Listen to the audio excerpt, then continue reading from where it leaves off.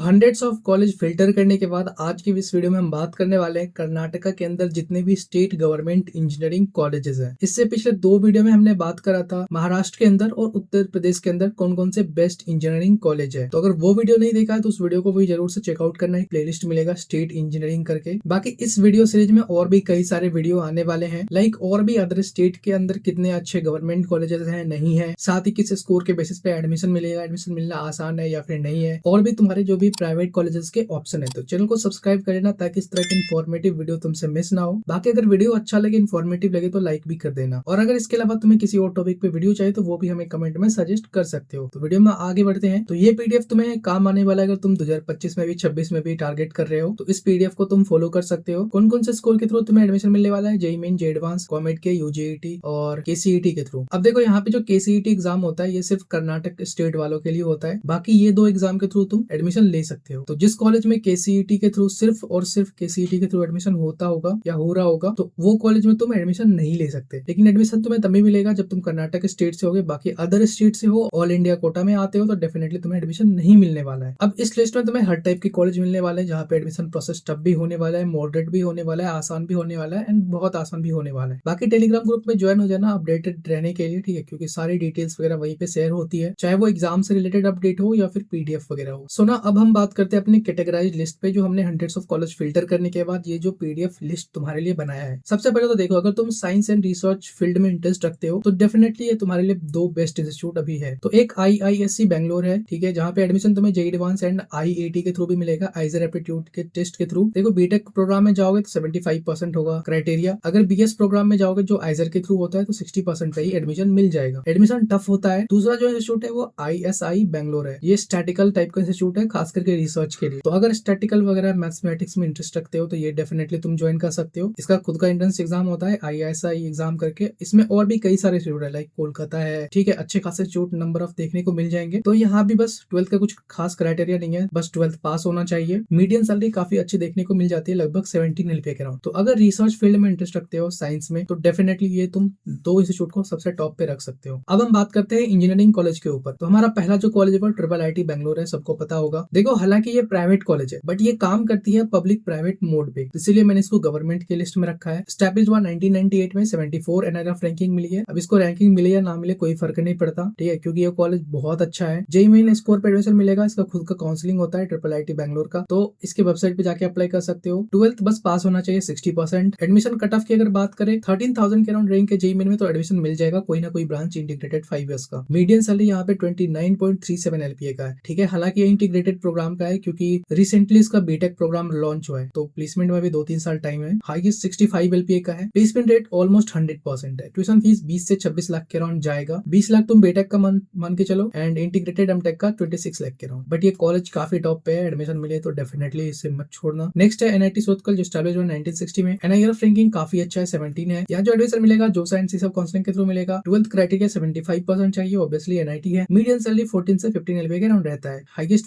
54.75 LPA का है, 2023 का डेटा है। प्लेसमेंट रेट 88% से 96% के अराउंड है। ट्यूशन फीस अप्रॉक्स 10 लाख के अराउंड आएगा। इस लिस्ट का जो नेक्स्ट कॉलेज है IIT धारवाड़ है, जो एस्टैब्लिश हुआ 2016 में। रैंक बैंड में 150 के अंदर आता है। जेईई एडवांस के थ्रू एडमिशन मिलेगा, 75% 12th में चाहिए। जोसा के राउंड के थ्रू अगर 16,000 के आसपास है तो एडमिशन मिलने के चांसेस रहते हैं। हालांकि अगर तुम थोड़ा वेट भी करोगे तो 17,000 पे मिल जाता है। Medium salary 11.6 LPA to 14.85 LPA के राउंड रहता है। हाईएस्ट पैकेज 52 LPA का है, 2023 का डेटा है। प्लेसमेंट रेट 71% टू 88% के राउंड है, ये लेटेस्ट डेटा है। बाकी यहाँ पे ट्यूशन फीस अप्रॉक्स 10 लाख के अराउंड ही आएगा। 4th नंबर पे है IIIT धारवाड़। यहाँ भी सेम जेईई मेन के थ्रू एडमिशन मिलेगा, जोसा सीसब काउंसलिंग के थ्रू। 75% 12th में चाहिए होगा जनरल कैटेगरी के लिए। बाकी SC ST पे वही सेम लाइक IIT NIT का है। जेईई मेंस पे 57,000 रैंक है, तो कोई ना कोई ब्रांचेस मिलने के चांसेस रहते हैं। मीडियम सैलरी 8 LPA का है, बट यहाँ का प्लेसमेंट रेट थोड़ा वेरिएबल रहता है, 56% टू 80%। ट्यूशन फीस यहाँ भी अप्रॉक्स 10 लाख के अराउंड ही आएगा। नेक्स्ट है IIIT रायचूर, जो 2019 में एस्टैब्लिश हुआ। जेईई मेन जोसा सीसब के थ्रू एडमिशन मिल रहा होगा। 12th में 75% चाहिए, 51,000 अगर रैंक है जेईई मेन में तो एडमिशन मिलने के चांसेस रहते हैं। बाकी यहाँ का मीडियम सैलरी 14 LPA का। मीडियम सैलरी काफी अच्छा है अगर IIIT धारवाड़ से तुम कंपेयर करोगे, बट ये थोड़ा ओल्ड एस्टैब्लिश्ड है, इसलिए मैंने इसको ऊपर रखा है। हालांकि रायचूर अगर कैंपस लोकेशन वाइज भी मतलब धारवाड़ से उतना अच्छा नहीं है। बाकी दोनों का रिव्यू मिल जाएगा हमारे चैनल पर, तो रिव्यू वीडियो जरूर से चेकआउट करना। नेक्स्ट है UVCE बैंगलोर, ठीक है, इसके दो कैंपस है, KR सर्कल में एंड एक जना भारती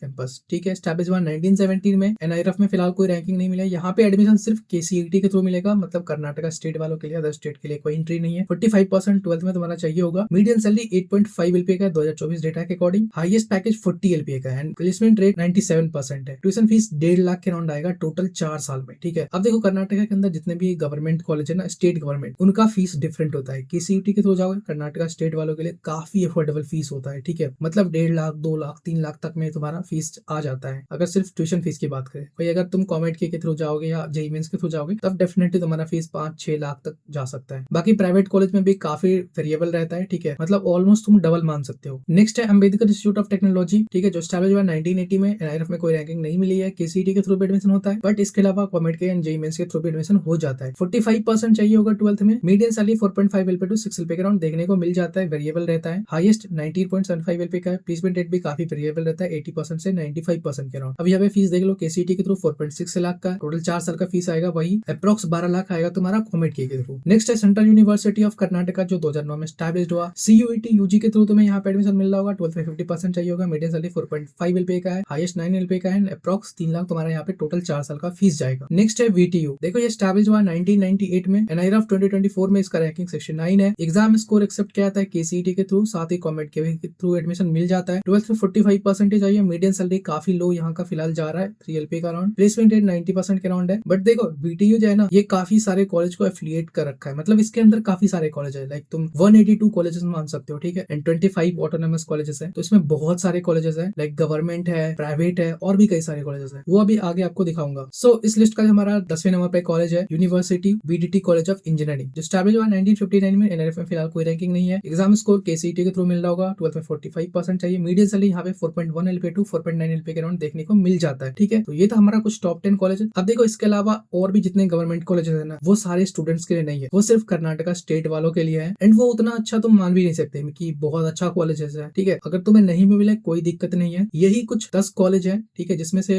2-3 कॉलेज शायद कर्नाटका स्टेट वालों के लिए। तुम 7-8 ऐसे कॉलेज मान सकते हो जहाँ पे तुम्हें डेफिनेटली प्रीफर करना चाहिए अगर तुम गवर्नमेंट कॉलेज ढूंढ रहे हो। बाकी देखो कुछ कॉलेजेस हैं, लेकिन ये सिर्फ केसीईटी के थ्रू ही स्कोर एक्सेप्ट करते हैं। लाइक अब देखो कर्नाटक के अंदर जितने भी गवर्नमेंट इंजीनियरिंग कॉलेजेस हैं, लगभग 20+ कॉलेजेस हैं जो वीटीयू के अंदर ही आता है, ठीक है। जैसे मैंने बताया 180+ कॉलेजेस अफिलिएटेड है वीटीयू से, तो लगभग 20+ गवर्नमेंट कॉलेजेस है। ये सिर्फ कर्नाटक का स्टेट वालों के लिए, इसमें अदर स्टेट को एडमिशन नहीं मिल सकता है। इसके अलावा एसकेएस जेटीआई बैंगलोर है, ये भी सिर्फ केसीईटी के थ्रू एडमिशन लेता है। मीडियम सैलरी यहाँ का भी 3 LPA के अराउंड ही रहता है। अब जितने भी कॉलेज है वहाँ पे तुम्हें जनरली यही प्लेसमेंट देखने को मिलेगा, 2 LPA से 3-4 LPA तक, ठीक है। इससे ज्यादा प्लेसमेंट देखने को नहीं मिलेगा एंड काफी वेरिएबल रहता है प्लेसमेंट। तो अगर ना भी मिले तो कोई पछताने वाली बात नहीं है। सो आई होप ये वीडियो तुम्हारे लिए इन्फॉर्मेटिव रहा होगा। अगर वीडियो अच्छा लगे, इन्फॉर्मेटिव लगे तो वीडियो को लाइक कर देना। नेक्स्ट कौन सा स्टेट पे चाहिए वो भी हमें कमेंट में सजेस्ट कर सकते हो, या किसी और टॉपिक पे चाहिए तो वो भी हमें कमेंट में सजेस्ट कर सकते हो। अब देखो इस पीडीएफ में जितने भी कॉलेज का ट्यूशन फीस मेंशन है वो टोटल 4 इयर्स का बीटेक फीस मेंशन है, ठीक है। उसमें हॉस्टल मेस वगैरह इंक्लूड नहीं है। ज्यादा से ज्यादा तुम अगर गवर्नमेंट कॉलेज की बात करते हो तो 1 से 4 लाख के अराउंड मान सकते हो hostel and tuition fees. Depend करता है कॉलेज पे जनरली, क्योंकि अगर सेंट्रल गवर्नमेंट कॉलेज हो तो डेफिनेटली फीस थोड़ा ज्यादा होगा, अगर स्टेट गवर्नमेंट हो तो